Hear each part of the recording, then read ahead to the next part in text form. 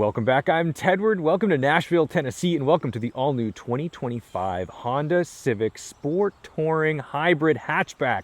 This is the one you've been waiting for. When we drove the sedan in Montreal when it first launched, everyone said, I love it, but I want the hatchback. And now you can have the hybrid in the hatchback. So this is overall the same architecture. The new 2025 facelifted Civics, they get more reinforcement in the body, they're more rigid, they're safer for side crash impact, and now they all, aside from the Type R and the Civic Si, get a 2-liter naturally aspirated Atkinson cycle 4-cylinder, except with the hybrids, it's also connected to the twin electric motors.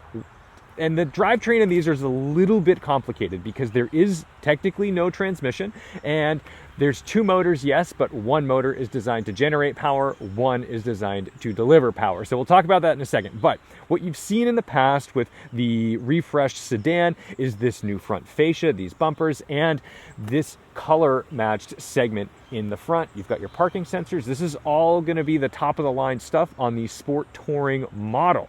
The new wheels, I think, look very classy. They're 18 inches, and they are wrapped in 235-section rubber. These are more efficient rolling resistance tires for the hybrid, obviously to increase fuel efficiency. But for me, the real story about the Civic Hybrid is that it's just pretty luxurious. It's a really nice car. But now that we've got our hatchback, you have all this lovely space. Now, I own a Civic Type R, so I am pretty familiar with the hatchback life. I did also own a 22 11th generation SI. So I've lived the sedan life and the hatchback life. I think the hatch is for me.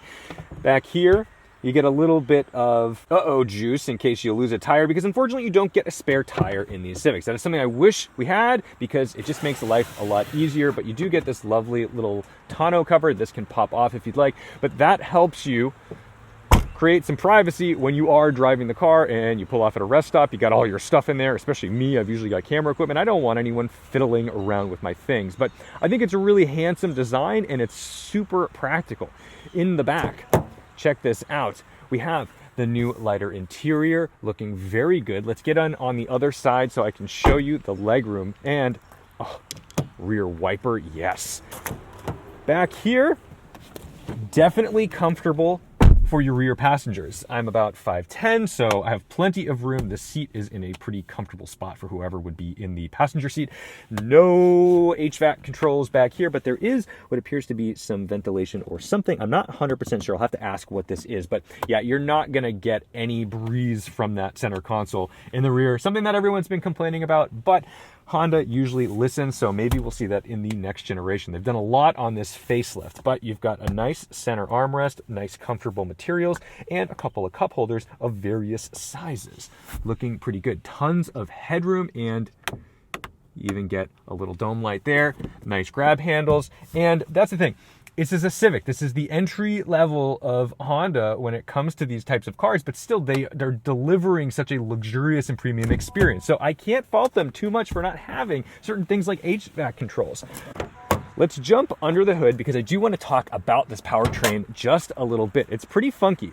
You've got 200 horsepower, 232 pound-feet of torque, and that is more torque than you get in a Civic Si. But under here, what you're looking at is a 2-liter Atkinson cycle 4-cylinder connected to the twin power unit, and there is no transmission, essentially. Basically, what happens is this engine's job is to turn a motor which charges a battery, and then that battery in turn delivers power to the other motor which turns the front wheels.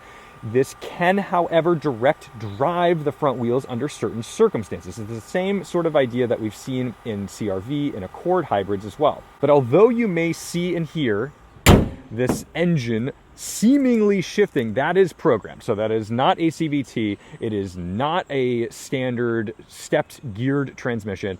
It is just doing its thing to make you feel comfortable and confident as a driver. So let's jump in and see how this behaves. I really enjoyed my time in the Civic Hybrid sedan, so I expect to like this just as much. To start the Civic Hybrid, pretty simple system. Foot on brake, power.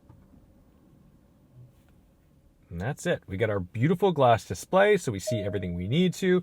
And even a lovely diagram of the car kind of telling us when our lights are on or off and our brake lights, all that good stuff, all the necessary information you'd like to have. Over on the left side, you have your battery level, full or low, and over here, your fuel gauge, full or empty. You can go select through your drive mode. So right now that's normal, go down to Econ, up to Sport, and you could tailor your individual mode if you'd like. And over here, that is going to, let's see, you can change your powertrain, steering, engine sound, or your gauges. And there you go.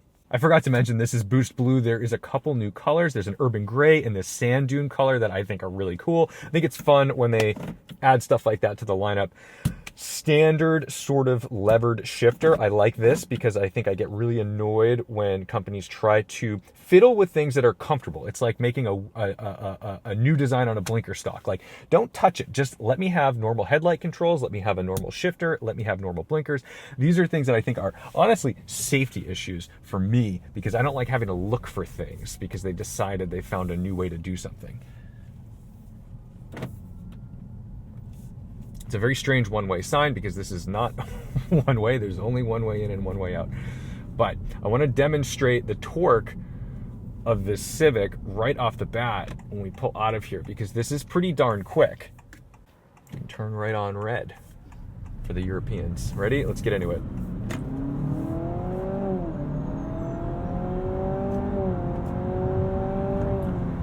And it tracks very straight. It's really nice. There's not like that sensation of torque steer that you might get in a normal internal combustion engine car, which is driving through a traditional drivetrain. But we're not waiting for a turbo to spool up. We just get that engine up and running and it's delivering power to the front wheels quickly. It's efficient, it's nice, and it drives really well. We're gonna let this fella go, but I'm gonna demonstrate. We've got paddle shifters. They're not paddle shifters. It's just so intentional to say that. These paddles increase or decrease your rate of deceleration on regen. So I can set this to however I'd like. So when I get off the throttle, when I get off that pedal, it's going to coast at a certain level of regeneration. So that's going to help me keep this battery nice and full and improve my fuel economy. But it's also giving me the opportunity to see how my driving is. Nice Huracan, lovely to see. And look at that, an Integra up ahead.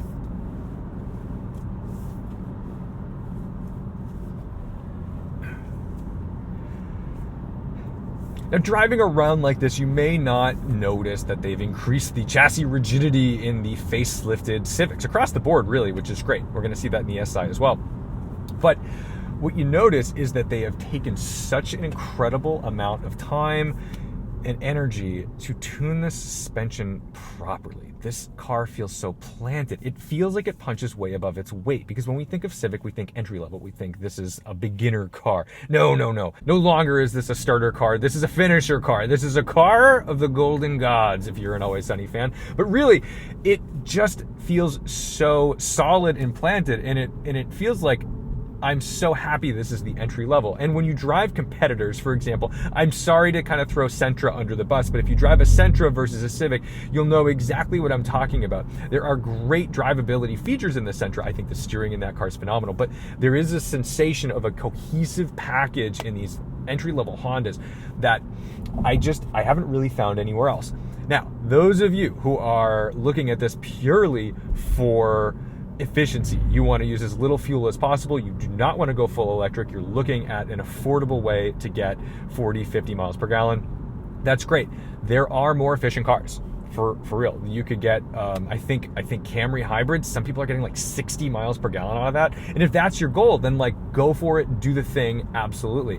But what I think you gain out of this car isn't just this, hey, I'm a hybrid, I'm getting great fuel economy.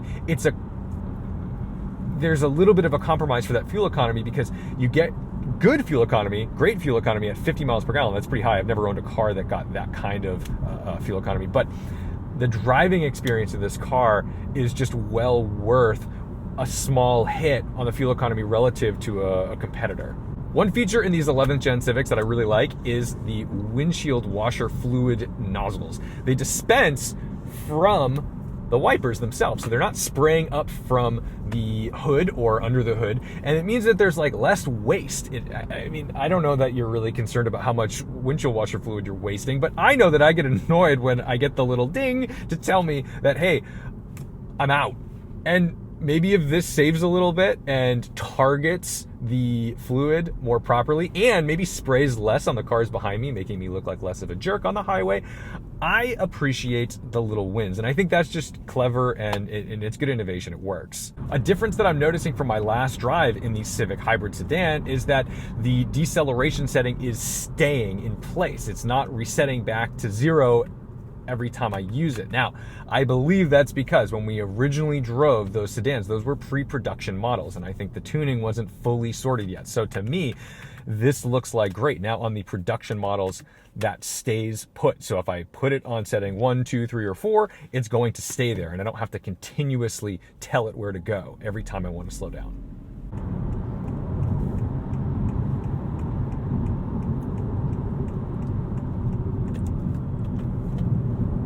Even with the regen on the brakes, it feels really natural. So I like that I'm not having to wonder what's going on between regen and actually hitting those brake pads against the rotors. That's nice because you don't want that interruption. These are low rolling resistance tires, so we're not going to have as much lateral grip as we would in, say, another non-hybrid focused tire.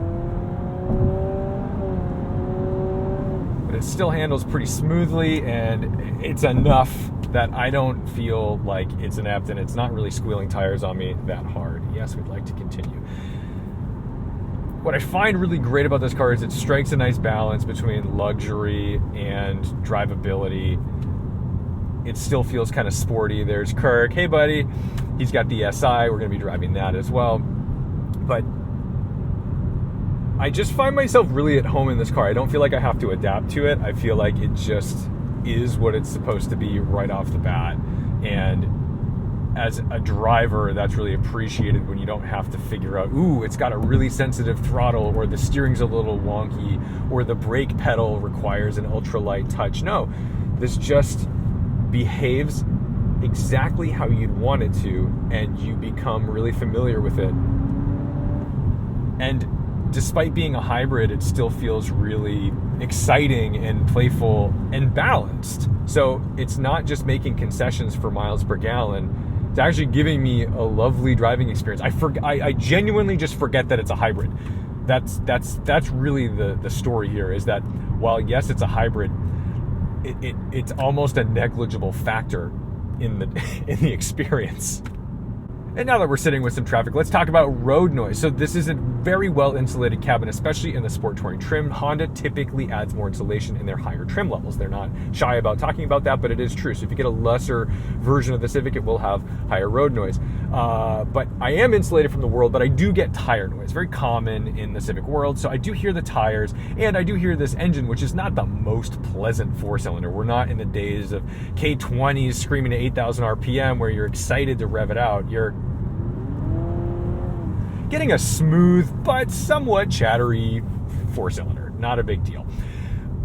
You're not buying the Cadillac, you're buying a Civic, so that's a totally fine concession. And one of my favorite things that's been updated in the facelifted Civic is the Google built-in center console, because these are now faster. My Civic Type R has the older system, my 2022 SI had the older system, and they're fine, but they're a little laggy, they're a little slow, and frankly, Apple CarPlay does not work particularly well on them. In fact, I have to disable the navigation, the native navigation, in order to free up some RAM for my Waze not to get wonky. That's an annoying thing where this is much faster, and we've seen this on CR-V and Accord, and it's just better. It just is. And you know, it's a little frustrating as an early adopter of the 11th gen Civic to say, well, I wish I had that. I do. I genuinely do wish I had that. But it also says that Honda listens to their customers, because what they're doing is they're actually taking the feedback from what people are asking for and saying, hey, you know, maybe people aren't that thrilled about this, and they're upgrading it, they're updating it, and they're making it better. So that way, they kind of silence us, honestly. They hit us with stuff like that. Like in the 11th gen Civic, it was about the volume knob. They had a button and no one liked the button, so then updated it and gave us a knob. And it's like, well, I guess I have to shut up because they did exactly what we asked them to do. Let's do a quick acceleration test. We've got double guardrails.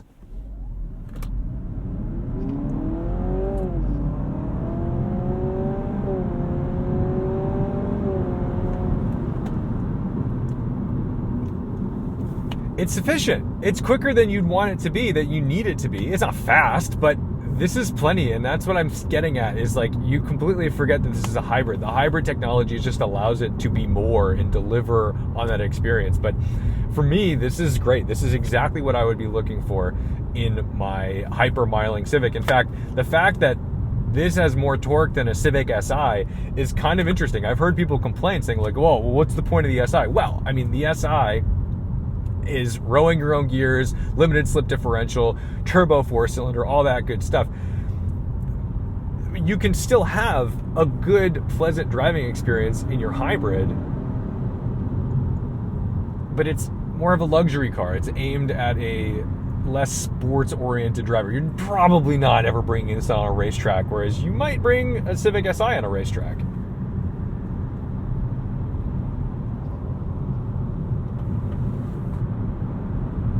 Although I kind of do want to drive this on a racetrack just to see, because what I really want to know is how much can I deplete the heck out of this battery?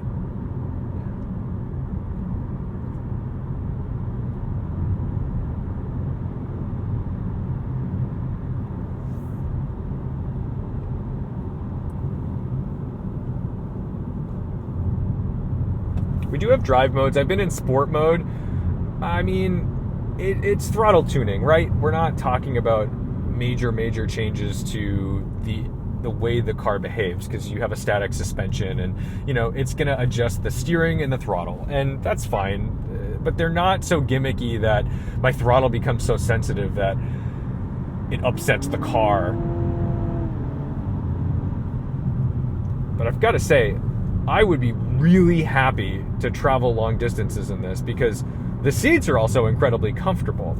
The thing about Honda is they often don't have some big breakout, standout feature. They're not going to hit you with best-in-class MPGs or best-in-class power. They're usually going to be on par or just a little above par on all those things, but the cohesive package that you get out of the car is something that you have to drive to believe, that you have to understand. And when you drive a car like this and you try to assess it, when a car is bad, it's really easy to talk about. You're like, wow, it's clunky, it's this, it's that, the steering's bad, the brakes are touchy, the throttle makes no sense, the engine is laggy. All these things are very easy things to talk about. This car as a cohesive package is just so well done and put together that you're just gonna get in and the world's gonna disappear around you. You're just gonna enjoy your drive.